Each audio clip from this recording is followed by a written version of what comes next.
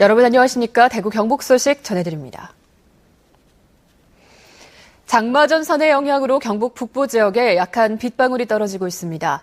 밤사이 내린 비의 양은 대구가 1.5mm를 비롯해서 상주가 2, 포항이 0.7mm 등입니다.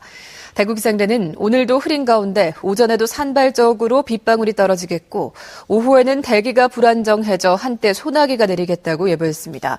예상 강수량은 5에서 20mm입니다.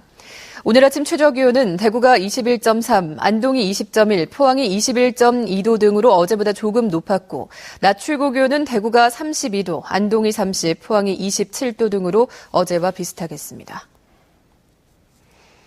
견인차를 이용할 경우에 요금이 왜 이렇게 많이 나왔는지 의심해본 분들 있으실 텐데요. 상식적으로 납득이 되지 않는 온갖 방법이 바가지 요금에 동원되고 있습니다. 견인비의 허위 청구의 백태, 도성진 기자가 취재했습니다. 교통사고가 나면 현장에 가장 먼저 도착하는 견인차. 운전자가 경황이 없는 틈을 타 사고 차량에 일단 견인 고리를 걸고 나면 이때부터 문제가 발생하기 시작합니다. 견인비 허위 청구의 단골 메뉴는 단연 대기료. 차주가 보험사가 아닌 견인업체에 직접 요청한 경우에만 받을 수 있는데 견인차가 알아서 출동해놓고는 청구하는 경우가 태반입니다. 그래 차주가 견인 요청 안 했다고 하면 이것도 청구하면 안 되는 거죠. 임의로 와가지고 자기들 임의대로 견인했다고 하면 이 대기료는 청구하면 안 되는 거죠. 군안 작업료는 전도나 전복, 추락했을 때 해당되는 내용인데도 허위 청구하는 경우가 많습니다. 이 차 사진만 보더라도 전도 전복이나 추락이나 이런 거 필요 없이 바로 견인이 가능합니다. 그러면은 군안 작업료를 청구하면 안 되는 거죠. 거리, 시간 등 아무 내용도 기록하지 않은 엉터리 영수증이 수두룩하고 견인차의 필수 부품인 일명 낚시고리, 삼부체인, 피대를 마치 특수장비인 것처럼 꾸며 5에서 15만 원씩 받는가 하면 하지도 않은 사고 잔존물 처리, 후방 안전조치 명목으로 5에서 10만 원씩 청구합니다. 최근 3, 4년 사이에 도입된 돌리라는 장비입니다.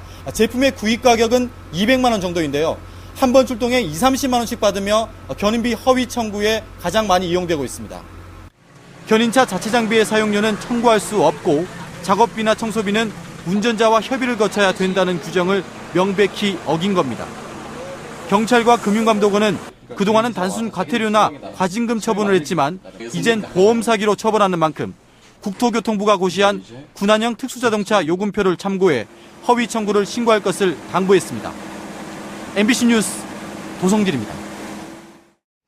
경상북도가 추석을 앞두고 중소기업들이 금융권에서 3천억 원을 빌려 쓸 수 있도록 지원합니다.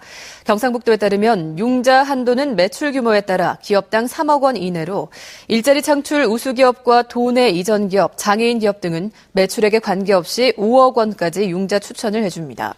조건은 1년 거치 약정 상환으로 시중 금융기관 대출이자의 3에서 5%를 경상북도와 시군이 1년 동안 보전해 줍니다.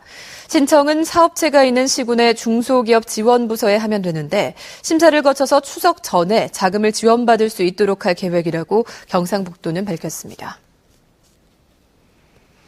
대구지방검찰청은 특허청과 함께 가짜 명품 가방과 지갑 등 이른바 짝퉁 제품을 만들어 유통시킨 8명을 잡아 공급업자 45살 이모 씨 등 4명을 구속 기소하고 나머지 4명을 불구속 기소했습니다. 또 짝퉁 2,700여 점을 압수하고 범죄 수익금 5,300여만 원을 추징했습니다. 이를 짝퉁업자들은 상가 건물 지하에 공장을 운영하면서 짝퉁 명품 가방을 만든 뒤 단속을 피하기 위해서 택배 배달은 하지 않고 직접 물건을 전달하고 결제도 모두 현금으로만 한 것으로 드러났습니다. 한국은행 대구 경북본부에 따르면 올 상반기 지역에서 발견된 위조 지폐는 모두 50넉장으로 지난해 상반기 151장보다 64%가 준 것으로 나타났습니다. 대구 경북에서 발견된 위조 지폐가 전국에서 차지하는 비율도 전년 대비 2.8%포인트 감소했습니다. 발견된 위조 지폐는 5,000원권이 61%를 차지해 가장 많았고 상대적으로 위조가 쉬운 국권 화폐가 전체의 61%를 차지했습니다. 한국은행은 지난해 6월에 5,000원권 전문 위조범이 검거됐고 홍보 활동을 강화한 것이 화폐 위조를 줄인 것으로 분석했습니다.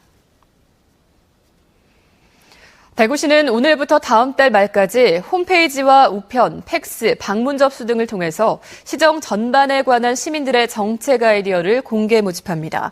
접수된 제안은 심사위원회와 현장 시민평가 등을 거쳐 우수 제안으로 채택하고 채택된 제안은 발표와 질의, 토론으로 이루어지는 시민정책 콘테스트를 거쳐 최종적으로 채택할 계획이며 우수 제안을 한 시민 5명에게는 시상도 할 방침입니다.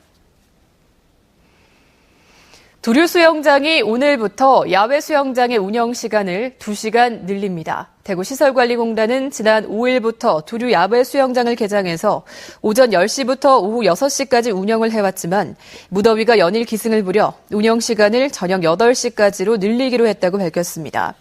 연장 운영 기간은 다음 달 10일까지인데 기상 상황에 따라서 연장 기간을 신축적으로 결정하기로 했습니다.